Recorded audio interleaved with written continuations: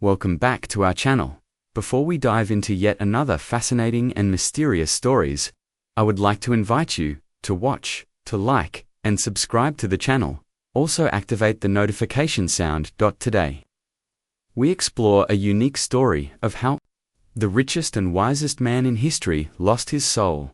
King Solomon, son of David and Bathsheba, began his reign with immense promise. God appeared to him in a dream, offering to grant any request. Solomon chose wisdom to govern Israel justly. Pleased, God granted him unparalleled wisdom, along with riches and honor. His wisdom became legendary, surpassing all others. He composed 3,000 proverbs and 1,005 songs, covering diverse subjects. Leaders from around the world, including the Queen of Sheba, visited to witness his insight. She acknowledged that Solomon's wisdom and wealth exceeded reports. Solomon undertook the monumental task of building the temple in Jerusalem. Constructed with the finest materials, it became the spiritual center of Israel. Upon its completion, Solomon led a heartfelt prayer, dedicating the temple to God. Under his rule, Israel experienced unprecedented prosperity. Solomon's annual gold income was 666 talents, and silver was considered of little value due to its abundance. His throne, made of ivory and overlaid with gold, symbolized his immense wealth and power.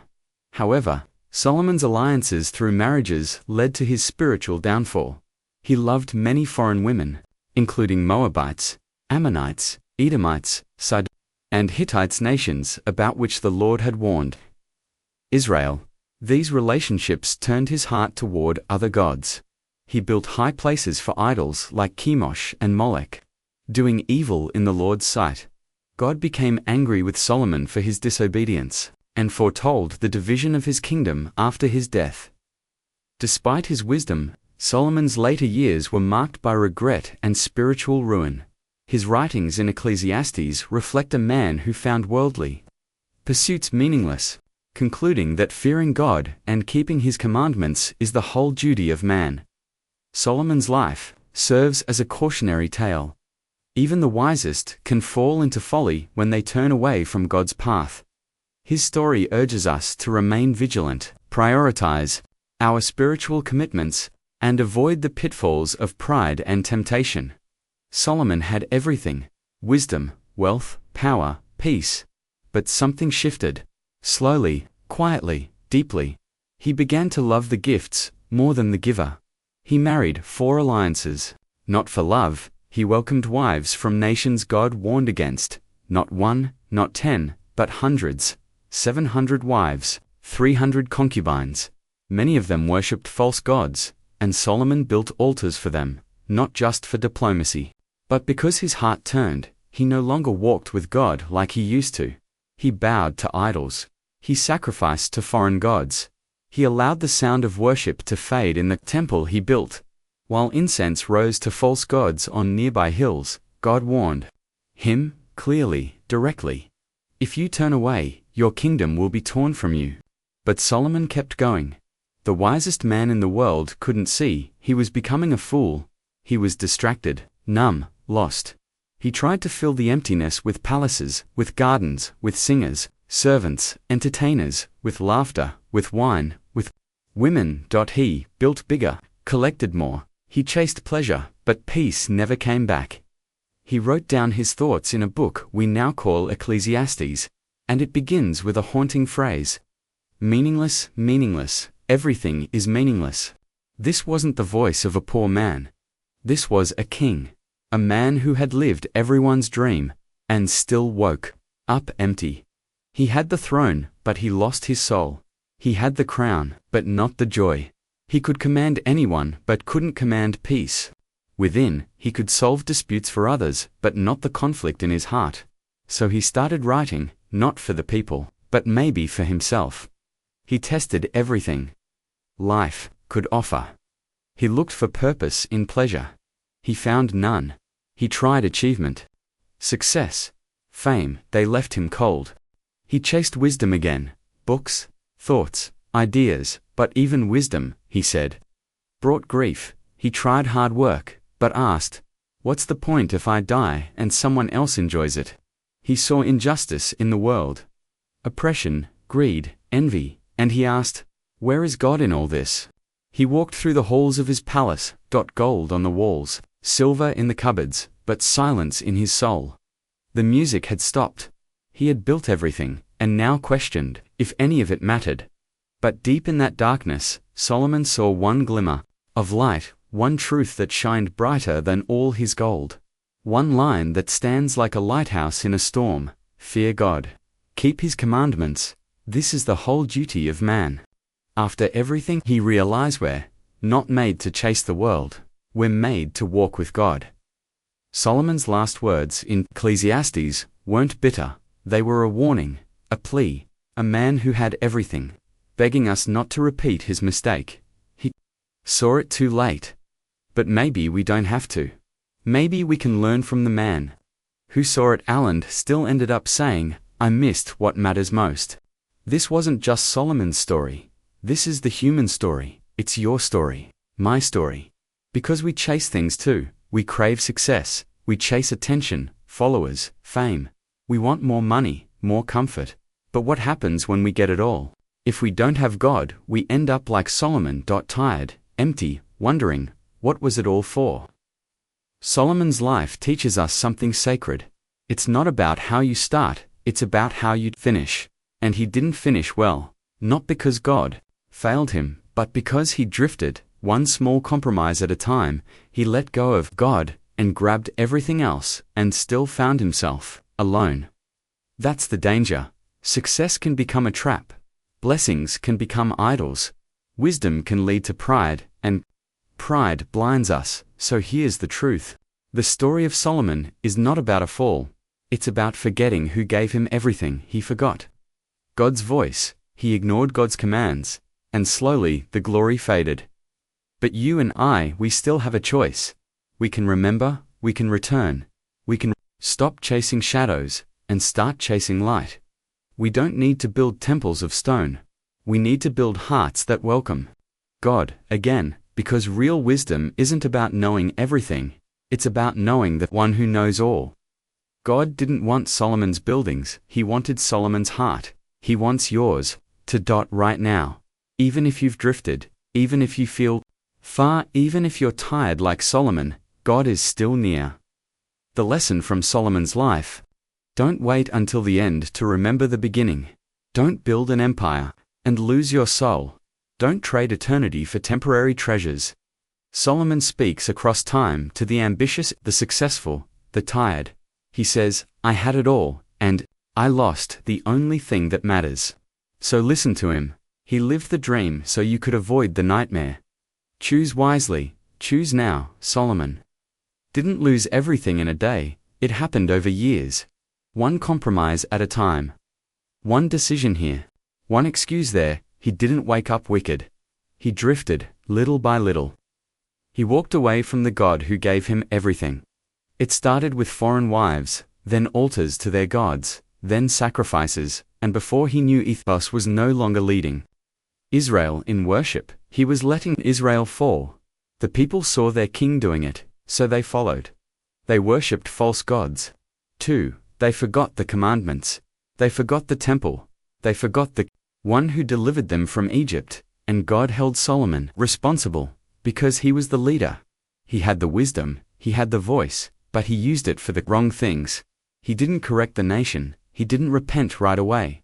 He let the sin grow, and when sin grows, it doesn't stay quiet. It destroys, and it did. God told Solomon something no king wants to hear. Your kingdom will be torn from you. Not during your lifetime, but your son will suffer. Imagine hearing that. Imagine knowing your actions won't just hurt you, hurt your children, your grandchildren, the whole nation. That's what sin does. It spreads. It doesn't just bring guilt, it brings consequences. Solomon, the wisest man alive, had made the most foolish mistake. He forgot to fear God, and the fear of the Lord is the beginning of wisdom. He lost the beginning, so he lost the path. And in the end, we see a king with everything sitting alone, surrounded by gold, but haunted by silence. Wives who no longer love him, God, who no longer speaks to him, people who no longer follow him, and he starts writing, with joy, but with pain. Ecclesiastes is the cry of a man who's seen the world, who tasted it all, and found it dust, he wrote. I denied myself nothing my eyes desired, and then wrote, yet when I surveyed all that my hands had done, it was meaningless. Think about that, a man who had the best of everything, women, wisdom, wine, wealth, and, he says, it's all meaningless. That's not poetry, that's a warning, he says. The eye never has enough of seeing, and the ear its fill of hearing, and what is crooked cannot be straightened. He's trying to say, no matter what you get, it won't fix your soul. The only thing that can fill the void is the one who made you. Without God, everything is empty. With God, even a simple life is full. Solomon is pleading with us, don't go my way. Don't make my mistake. Don't ignore the whispers of God when things are going well, because if you do, you might not hear them when things fall apart. Solomon was once known for his prayers. Now he writes like a man praying through tears, saying, remember your Creator in the days of your youth, before the days of trouble come, before you grow old and wonder where did my life go. He describes old age with painful beauty.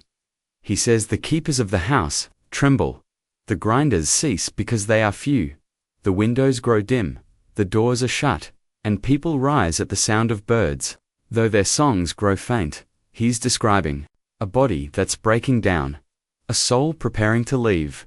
And he ends with this: fear God, keep his commandments, for this is the duty of all mankind. For God will bring every deed into judgment, every hidden thing, whether good or evil. That's the final word of the wisest man on earth. After palaces, after pleasures, after power, it all comes down to this: fear God. Live right. Walk humbly, because you will meet him one day.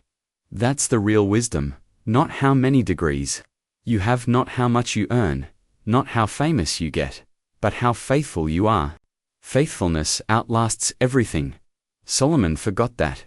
But maybe you don't have to. Maybe you hear this before it's too late. Maybe God is using Solomon's story to wake you up, not to scare you, but to save you, because the heart of God is not punishment, it's restoration.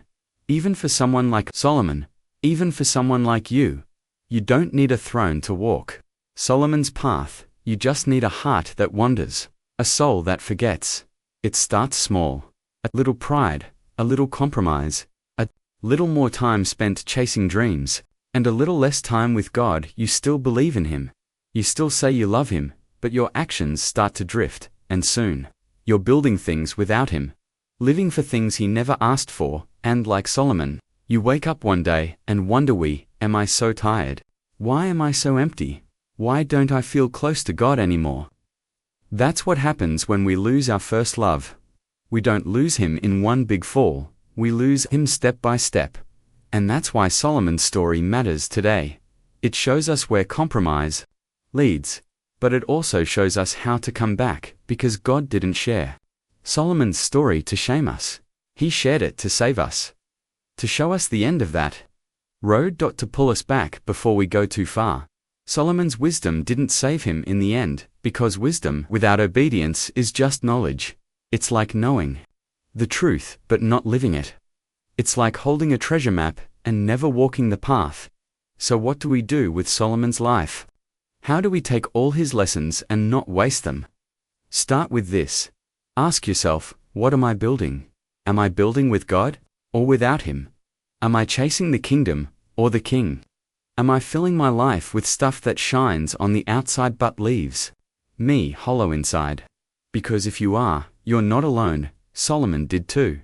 But God doesn't want to leave you there. He wants to bring you back. Back to simplicity, back to truth, back to a quiet heart that says, God, I'm yours. That's the kind of life that never feels meaningless, because it's filled with purpose, eternal purpose. It's not always glamorous, but it's always full. And when you live that way, you won't look back with regret like Solomon. You'll look back and see fruit. See lives changed, see love given. See peace that passed understanding because you walked with God. Not perfectly, but consistently. You didn't build idols in your heart, you built an altar. You didn't chase what the world loves. You chased what heaven celebrates. And in the end, when your days are done, will hear what Solomon never did. Well done, good and faithful servant. Isn't that what we all want? To know we lived for something bigger than us. To know we didn't waste our time. That's what Solomon missed. But you don't have to. It starts with humility, with stopping the race, with looking around, and asking God, what do you want from me? Because all the success in the world means nothing of, your soul is starving. All the applause means nothing of, God is silent when you pray. So, what's the solution? It's not more hustle, it's not more followers, it's not more money, it's surrender. It's falling on your knees and saying, God, I don't want to end like Solomon. I want to walk with you. I want to finish well. Not rich, not famous, not successful by the world's standards, but faithful, because faithfulness is what matters in the end. That's the real wisdom, to live like it's all His, because it is. Your breath, your gifts, your days, they all belong to God. Solomon forgot that. Don't forget it too. Let his life be a mirror, and a warning, and an invitation. Because God is still calling, still whispering, still welcoming you back. No matter how far you've gone, He's ready to rewrite your ending. If you're willing to return, take a breath, slow down, let the noise of the world fade for a moment, and just ask yourself, where am I right now? Not in the world, but in my soul. Am I chasing wisdom, or just information? Am I seeking God, or just seeking approval? Am I building something eternal, or just something impressive? These are hard questions, but they're holy, because they lead us home.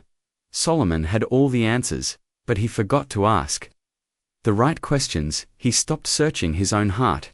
He stopped listening to God's voice, and it cost him everything that truly mattered. Let that sink in. He was chosen, he was blessed, he was gifted, but he still fell. Because gifts don't protect you from drifting.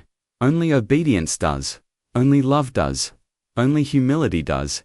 So ask yourself, what's stealing your heart? What's pulling you away? Is it comfort? Is it success? Is it fear of missing out? Is it relationships?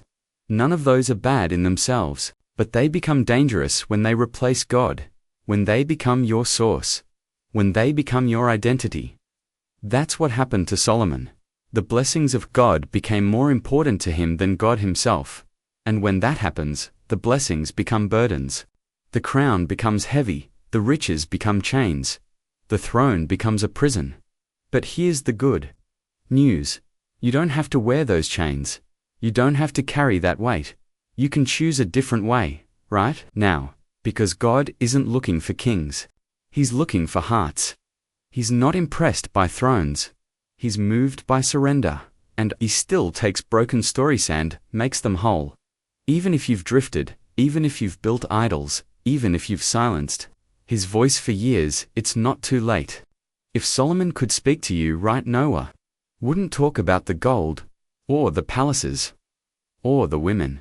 He'd talk about the quiet moments, the ones where he felt God's presence, the ones where he prayed with tears, the moments before the drift began. He'd say, don't lose those moments. Don't trade them for anything, because nothing is worth losing. God. 4. Not 1 ounce of success.